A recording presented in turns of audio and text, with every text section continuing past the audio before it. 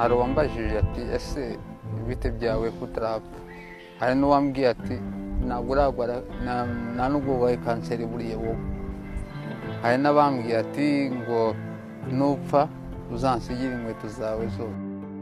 Nshuti bavandimwe, nizere ko mumeze neza, nizere ko mukomeje kugubwa neza, Imana ikomeje kubarinda kandi mukomeje kugubwa neza aho muri hose.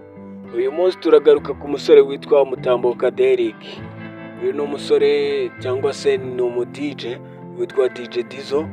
Ku munsi w'ejo ku wa kane tariki 19 z'ukwa 12 2024 yitabye Imana.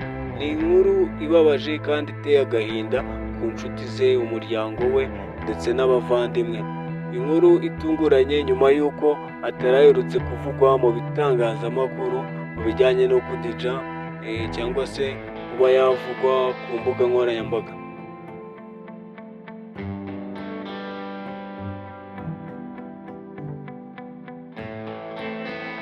Umusore wamenyekanye w'umu-DJ wabaga mu Bwongereza mu mujyi wa Londres kubera uburwayi bwa kanseri yari yaragarutse mu Rwanda kuhakomereza ubuzima, cyangwa se we ni ubuzima cyangwa se ni iminsi yitaga we kuri we iminsi ya nyuma.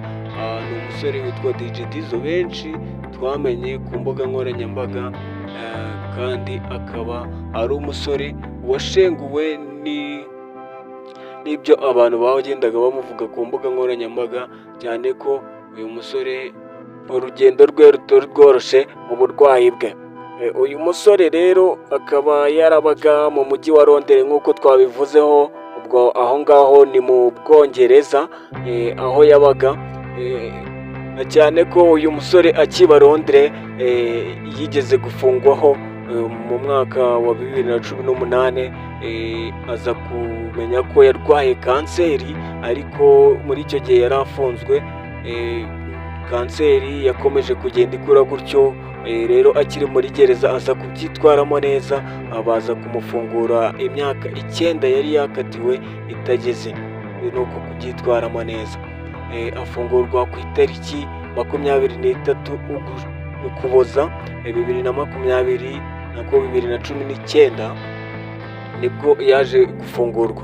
Uyu musore rero yakomeje ubuzima gutyo, ari umu-DJ iyo hirya mu gihugu cy'Ubwongereza mu mujyi wa Londres, agenda DJ bigiye bitandukanye. Nuko mu mwaka wa 2021 aza kuvuga ko mu nda hari kumurya, noneho mu mwaka wa 2022 aza kwegera umuganga, baramupima basanga arwaye kanseri yo mu magufwa. Amagufwa yarafashe igice cyo hejuru ugana ku kibuno, hejuru ifatanye n'urutirigongo, bituma nyine nawe yumva ko ubuzima bwarangiye, yifata nk'aho yihebye, ahita yihebe kuko kanseri yari yamaze gukura. Uyu musore rero nibwo yaje gushaka uburyo yagaruka mu Rwanda, bitewe n'uko abaganga bari bamubwiye ati ntabwo uzarenza mu kwa 12. Bituma ashaka kugaruka mu Rwanda, akaba ariho yifuzaga kugira ngo azagaruke byibuze azapfire mu gihugu cyamubyaye, ndavuga mu Rwagasabo. Uyu musore yaje kwitabaza inshuti n'abavandimwe ndetse n'abakunzi be icyo gihe, baza kumukusanyiriza amafaranga agera muri miliyoni 9, aza kugaruka mu Rwanda, ahakomereza imirimo ye y'ubu-DJ, ari nako agenda arwana n'indwara ya kanseri. Iyi ndwara yakomeje kugenda ikura, bimukurizamo no gupfa kuri uyu munsi wa tariki 19 z'ukwezi kwa 12 2024. Ariko nanone uyu musore yakomeje kugenda ashengurwa n'abantu bagiye batandukanye mu gihe yari arwaye. Bamwe bavuga ati uyu musore ari kubesha ntabwo arwaye, kwari ukugira ngo arye amafaranga twagiye tumukotereza. Abandi bakagenda bavuga ngo uyu musore yatinze gupfa, bigiye bitandukanye, bagiye bamuvugaho ibintu bigiye bitandukanye cyane, ari nabyo byagiye bimushengura.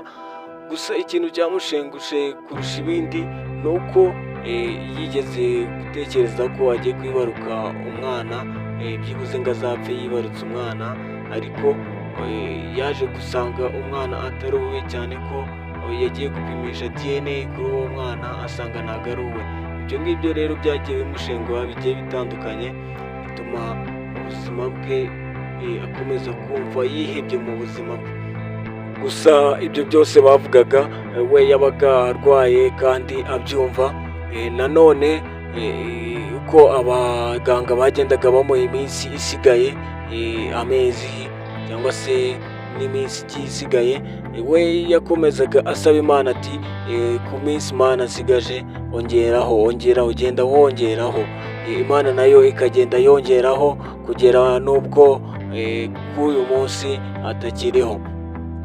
Rero ukuntu ibintu bimeze, ntabwo twakagombye kubleminga umuntu mu gihe tutarabona ukuntu bihagaze. Hari igihe umuntu biba biri seriye, atari ibintu by'imikino.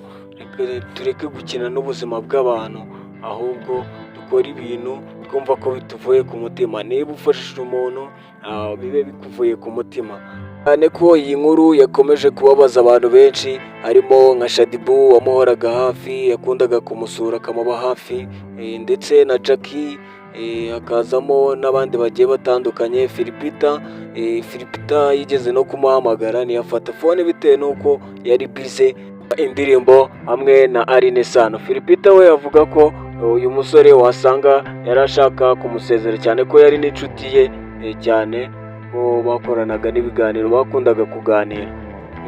Uyu musore rero mu buzima bwe cyangwa se muri uku kurwara kwe, yakomeje gushimira abantu bamuteranyirije akabona tike imuzana mu Rwanda, harimo The Ben, hakazamo Meddy, hakazamo Kitoko, ndetse n'abandi bagiye batandukanye.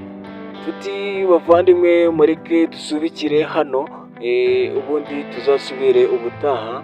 Icyo usabwa nta kindi ni subscribe kugira ngo dukomeze tubonane, mubone ibiganiro byanjye